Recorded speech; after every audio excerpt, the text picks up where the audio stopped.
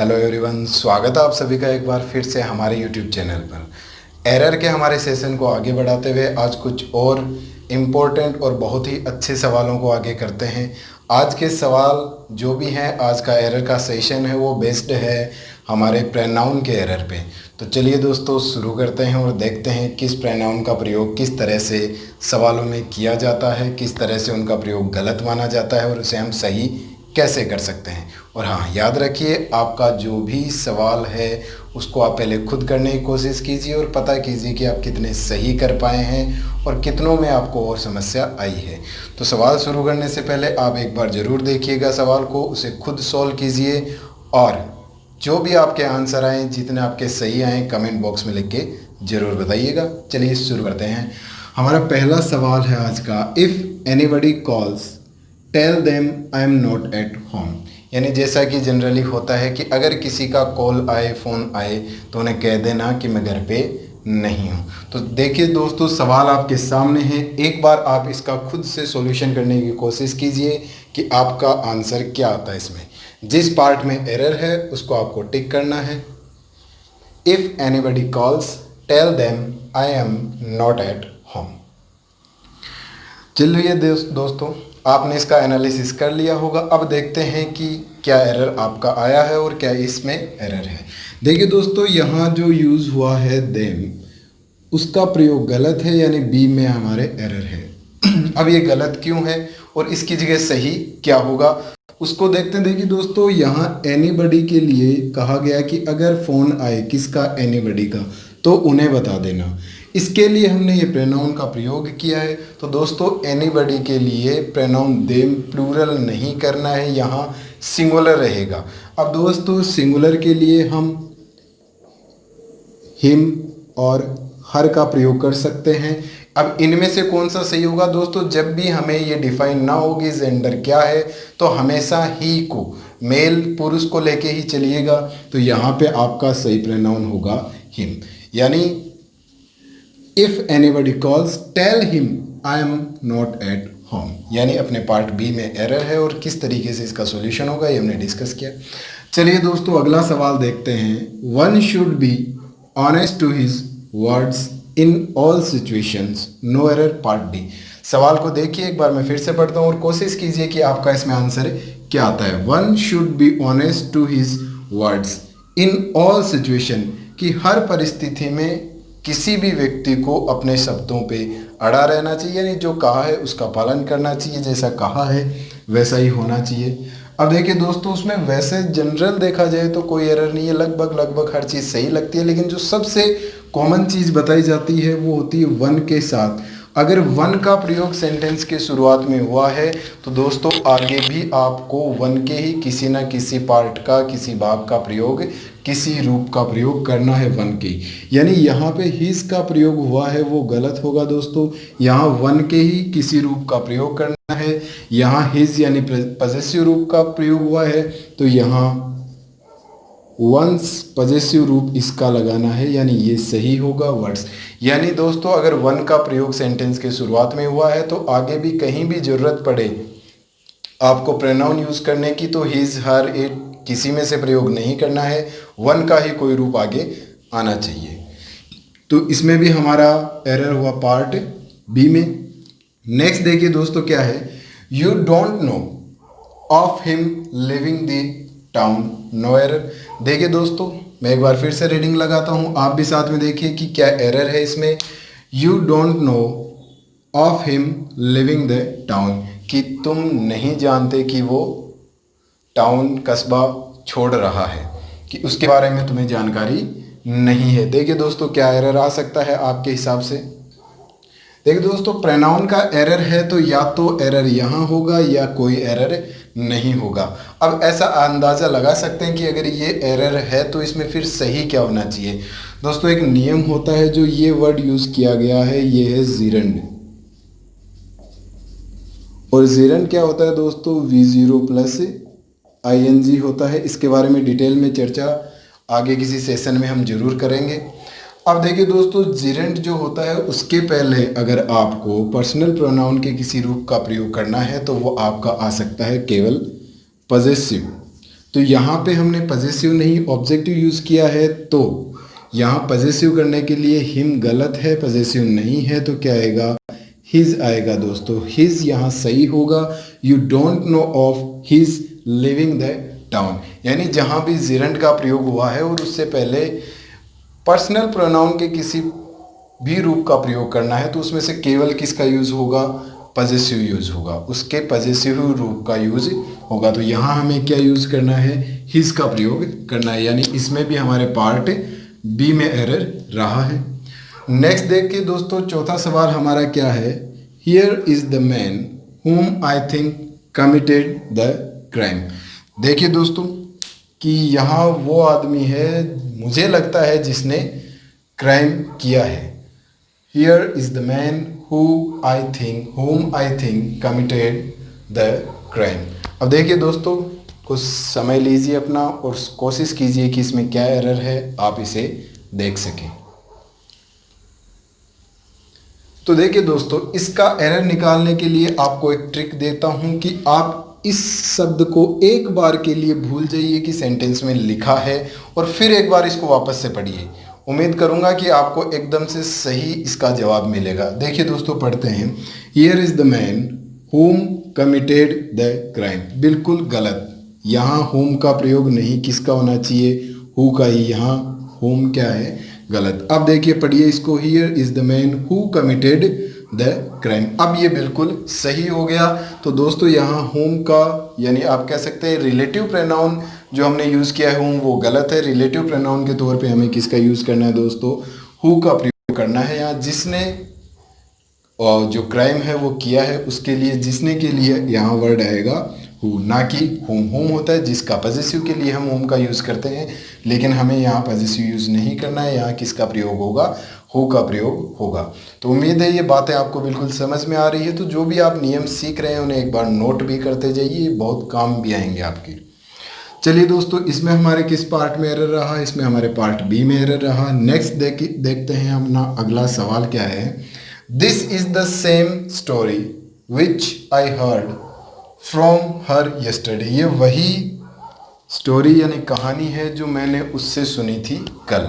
अब देखिए दोस्तों, एक बार आप कोशिश कीजिए कि आपका क्या जवाब आता है इसमें। This is the same story which I heard from her yesterday. Part A, B, C और डी में किस में एरर है, डी का मतलब है NE, नो एरर, कोई एरर नहीं है। एक बार आप इसको ध्यान से देखिए और पता कीजिए कि इसमें कौन से पार्ट में एरर है। अब देखिए दोस्तों, आपने जो भी आपका जवाब आता है उसे एक बार कमेंट बॉक्स में ज़रूर लिखिएगा कि कितने आपने सही हुए हैं। और इसके अलावा भी कोई समस्या रहती है तो आप ज़रूर पूछिए कि सर ऐसा ये सही है या गलत है या ऐसा ही क्यों हुआ। ऐसी भी कोई समस्या आती है तो ज़रूर पूछिएगा। अब देखिए दोस्तों, इसमें क्या लिखा हुआ है कि जो ये शब्द आया है द सेम, इसकी वजह से जो रिलेटिव प्रोनाउन है वो हमेशा एक ही आता है और वो होता है दोस्तों दैट। यानी यहाँ द सेम का प्रयोग हो जाता है तो हमेशा रिलेटिव प्रोनाउन क्या यूज़ करना है, आपको दैट यूज़ करना है। सिंपल सा रूल है, हमेशा याद रखिए। यानी यहाँ विच का प्रयोग नहीं होगा, यहाँ किसका प्रयोग होगा, दैट का प्रयोग होगा। बड़ा ही आसान था। तो हमारा इसमें भी पार्ट बी में ही एरर रहा। चलिए दोस्तों, अगले सवाल की तरफ बढ़ते हैं और इसे पढ़ते हैं।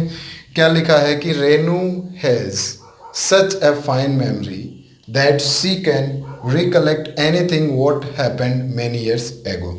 यानी जो रेनू के बारे में बताया है कि उसकी बहुत ही अच्छी मेमोरी है, जो बहुत साल पहले बीती हुई बातों को भी आसानी से याद कर सकते हैं, यानी उसे याद रहता है, वो मेमोरीज को रिकलेक्ट कर लेती है। देखिए दोस्तों इस सवाल को और एक बार कोशिश कीजिए कि इसमें क्या एरर है। Renu has such a fine memory that she can recollect anything what happened many years ago, कि बहुत साल पहले भी जो बातें या जो हुआ है उसे वो बहुत अच्छे से याद रख पाती है। अपना समय लीजिए और कोशिश कीजिए इसमें फाइंड आउट करने की कौन सा एरर है यहाँ।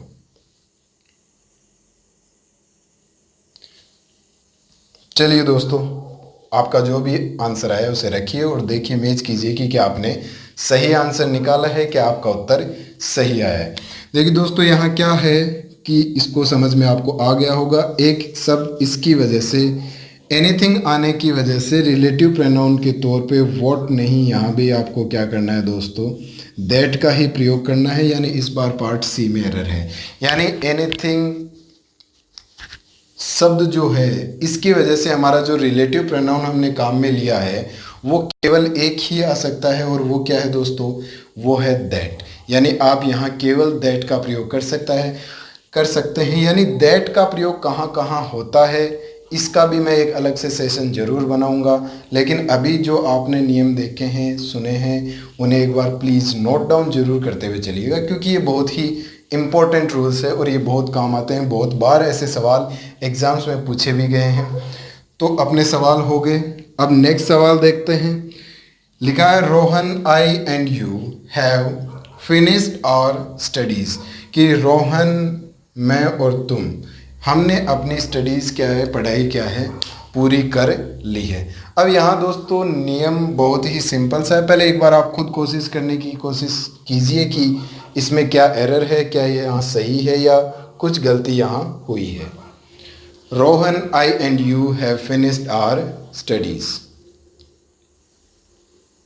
तो बड़ा सिंपल सा सवाल था। उम्मीद है कि आपने कुछ ना कुछ इसमें ज़रूर देखा होगा। अब देखिए दोस्तों, यहाँ बाकी सब ठीक है, लेकिन यहाँ जो ये लिखा है इसमें थोड़ी सी क्या है, दिक्कत है दोस्तों। जब पर्सन की बात करें अपन, फर्स्ट पर्सन, सेकंड पर्सन और थर्ड पर्सन तीनों एक साथ प्रयोग हों, वो भी सेंटेंस की शुरुआत में, तो उनका कुछ नियम होता है दोस्तों। या तो वो 2, 3, 1 यानी सेकंड पर्सन, थर्ड पर्सन और फर्स्ट पर्सन इस तरीके से आते हैं, या फिर 1, 2, 3 यानी फर्स्ट पर्सन, सेकंड पर्सन और थर्ड पर्सन इस तरीके से, यानी पहले सेकंड पर्सन, फिर थर्ड पर्सन और फिर फर्स्ट पर्सन। यहाँ रोहन कौन सा है दोस्तों, यहाँ थर्ड पर्सन, यहाँ ये फर्स्ट पर्सन और ये सेकंड पर्सन, यानी 3, 1, 2। पहली बात तो 3, 1, 2 कोई भी सीक्वेंस नहीं है, तो ऑब्वियस सी बात है कि पार्ट ए में एरर है। अब देखते हैं दोस्तों कि ये सही क्या होगा, कि कौन सा नियम 2, 3, 1 लगता है और कहाँ नियम 1, 2, 3 लगता है। ये 2, 3, 1 लगता है जब दोस्तों हमारे जो भी प्रोनाउन यूज हुए हैं वो सिंगुलर है। तो यहाँ बिल्कुल सही है कि ये सिंगुलर है। आई, रोहन, यू को देख के हम नहीं पता लगा सकते, लेकिन यू के अलावा जो भी है उन्हें देख के हम पता लगा सकते हैं कि यहाँ जो प्रोनाउन हमने यूज़ किए हैं वो सिंगुलर है कि प्लूरल। और जब यहाँ प्रोनाउन हमारे क्या हैं, यहाँ प्रोनाउन रोहन नाम है लेकिन साथ में प्रोनाउन है, तीनों पर्सन का यूज़ हुआ है, तो यहाँ अगर ऐसी सिचुएशन है तो कौन सा नियम लगेगा, 2, 3, 1 का लगेगा। तो सबसे पहले क्या आएगा, यू, रोहन एंड आई, यानी सबसे पहले यू सबसे पहले आ जाएगा और बाकी सारा ऐसा का ऐसा ही रहेगा। अब दोस्तों ये तो देख लिया कि हमने ये सिचुएशन आती है जब सिंगुलर हो। अब ये सिचुएशन कब आती है दोस्तों, ये आती है जब प्लूरल हो, यानी प्रोनाउंस प्लूरल आपने प्रयुक्त किए हैं, तो 1, 2, 3 की सिचुएशन में आपको यूज़ करना है। प्लस एक चीज़ और होती है, अगर सिंगुलर है और सेंटेंस में कोई गलती को स्वीकार करने की बात की गई है तो भी आपको सिंगुलर होने पे भी 1, 2, 3 का प्रयोग करना है। दोस्तों ये बहुत ही इंपॉर्टेंट नियम्स हैं, मैं फिर से बता रहा हूँ आपको, इन्हें नोट करते हुए जरूर चलिएगा। तो हमारे पार्ट ए में एरर रहा। और आज का जो आखिरी सवाल है बहुत ही छोटा सा और बड़ा ही आसान है।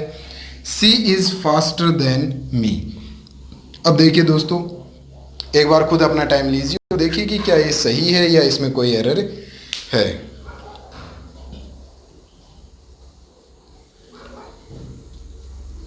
तो चलिए दोस्तों देखते हैं। आपने देखा होगा बड़ा ही आसान सा है, पढ़ भी लिया होगा और एरर आपको मिल भी गया होगा कि कहाँ है।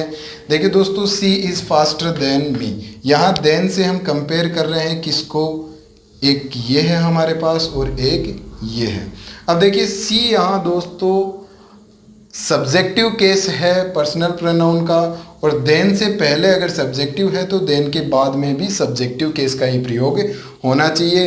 एज, सो एज और देन से अगर कंपैरिजन हुआ है और इनसे पहले अगर हमने ऑब्जेक्टिव का यूज़ किया है तो बाद में भी ऑब्जेक्टिव केस का यूज़ होता है, सब्जेक्टिव का यूज़ किया है तो बाद में भी सब्जेक्टिव, नॉमिनेटिव भी कहते हैं सब्जेक्टिव को और एक्यूजेटिव भी कहते हैं ऑब्जेक्टिव को। तो यहाँ दोस्तों हमने सब्जेक्टिव यूज़ किया है। सी सब्जेक्ट के लिए जब भी यूज़ होता है सी होता है, और ऑब्जेक्ट करते हैं तब हम हर करते हैं। वैसे ही मी के साथ ऑब्जेक्ट होता है तब मी होता है, लेकिन सब्जेक्ट होता है तब आई होता है। तो दोस्तों यहाँ सब्जेक्टिव केस ना आकर यानी एक्यूजेटिव केस ना आकर नॉमिनेटिव केस आएगा, और मी का नॉमिनेटिव केस क्या होता है दोस्तों, आई। यहाँ पार्ट सी में एरर है। तो अब आपने आज बहुत से हर क्वेश्चन में केवल 2 क्वेश्चन देन के थे, यानी उनमें भी हर क्वेश्चन में एक नया नियम सीखा है। ये प्रोनाउन के बहुत ही इम्पोर्टेंट रूल्स थे दोस्तों, और उम्मीद करता हूँ कि आप इनको नोट किया होगा आपने, और ये हमेशा आपको याद भी रहेंगे। इन सवालों से रिलेटेड या इस नियम से रिलेटेड कोई भी आपकी क्वेरी हो, प्लीज़ कमेंट बॉक्स में ज़रूर बताइएगा। मैं आपके हर कमेंट का आंसर दूंगा। और सेशन देखने के लिए आपका बहुत बहुत धन्यवाद। उम्मीद करता हूँ कि ये सेशन आपको बहुत ही काम आएगा in future in exams. Thank you very much.